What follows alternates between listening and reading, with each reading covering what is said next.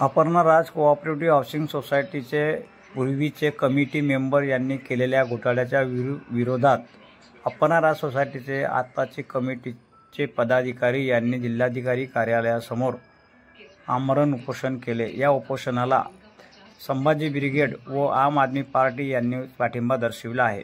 महाराष्ट्रामध्ये मी श्रवण पाटील। आज आम्ही आलेलो जिल्हाधिकारी कार्यालयासमोर आणि जिल्हाधिकारी कार्यालयासमोर अपर्णा राज कोऑपरेटिव्ह हाऊसिंग सोसायटी यांचे जे सोसायटीतले रहिवासी आहेत त्या रहिवाशांनी आंदोलन केलेले आणि ते आज आपल्यासोबत बोलणार आहेत। तरी आज संभाजी ब्रिगेडचे जिल्हाध्यक्ष चंद्रशेखर पवार यांच्याशी बोलणार आहोत। पवार जय जिजाऊ, जय शिवराय, जय शंभूराजे। आज आम्ही इकडे संभाजी ब्रिगेड तर्फे अपर्णा राज सरकारी गृह संस्था यांना पाठिंबा देण्याकरता इकडे आलेलो आहे। जो काय घोड बंगाल चालू आहे गेले 35 महिने यांच्याबरोबर, आणि आज आपले अण्णासाहेब अप्पासाहेब आज आमच्याबरोबर आहेत, प्लस आपले आम आदमी पार्टीचे अध्यक्ष आमच्याबरोबर आहेत। आणि आम्ही आज जोपर्यंत यांना न्याय मिळत नाही तोपर्यंत आम्ही यांच्या पाठीशी राहू, यांना पाठिंबा देत राहू। मग त्याच्यासाठी आम्हाला रस्त्यावर उतरून आंदोलन करावं लागलं तरी चालेल। आज आपल्या देशामध्ये हे वारंवार घडत आहे आणि कुठेतरी ही गोष्टी स्टॉप झाल्या पाहिजे।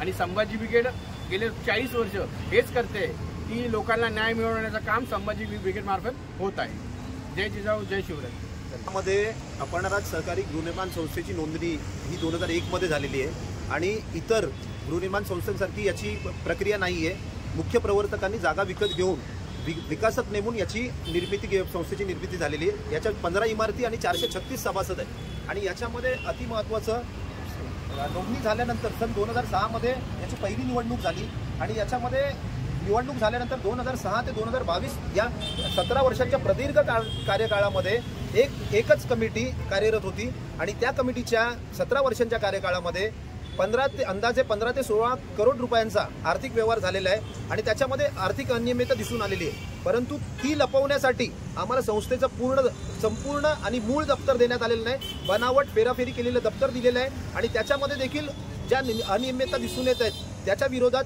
आणि मुख्यत्वे मागील काळामध्ये 100 शेअर सर्टिफिकेट नवीन छापण्यात आलेले आणि त्याच्यापैकी 18 शेअर सर्टिफिकेट जे वापरात आले त्याच्या काउंटर फॉइल्स आणि 82 नवीन कोरी ब्लँक शेअर सर्टिफिकेट संस्थेत अद्यापपर्यंत सुपूर्द केलेले नाहीत आणि जे दप्तर संस्थेला सुपूर्द करायला हवं ते अद्यापपर्यंत दिलेलं नाही। याकरिता माननीय उपनिबंधक सहकारी संस्था ठाणे शहर यांच्याकडे तक्रार दिल्यानंतर सुनावणी दरम्यान त्यांनी ठोस असा कुठलाही आदेश न देता फक्त निष्कर्ष काढलेला आहे आणि त्यामुळे त्याच्यावर न्याय मिळण्यासाठी आम्ही इथे उपोषणास बसलेलो आहेत सर्व सभासद आणि संभाजी ब्रिगेड आणि आप पार्टीने आम्हाला जो पाठिंबा दिला त्याच्याबद्दल देखील मी त्यांचे मनपूर्वक आभार व्यक्त करतो। आमचा हा न्याय मिळेपर्यंत आमचा लढा असाच सुरू राहील।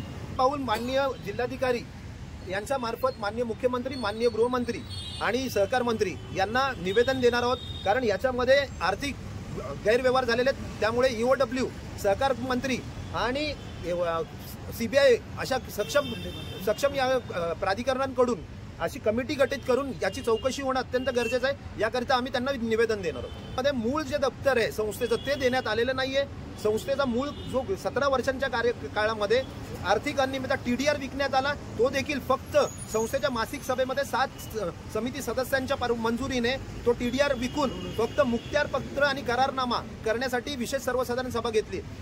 उपविधीतील नियमांना अधीन राहून कुठलंही कार्य यांचं झालेलं नाहीये। त्याच्यामुळे हे लपवण्यासाठीच त्यांनी आम्हाला दप्तर पूर्ण मूळ दिलेलं नाही आणि जे दिलेलं आहे ते सगळं बनावट दिलेलं आहे।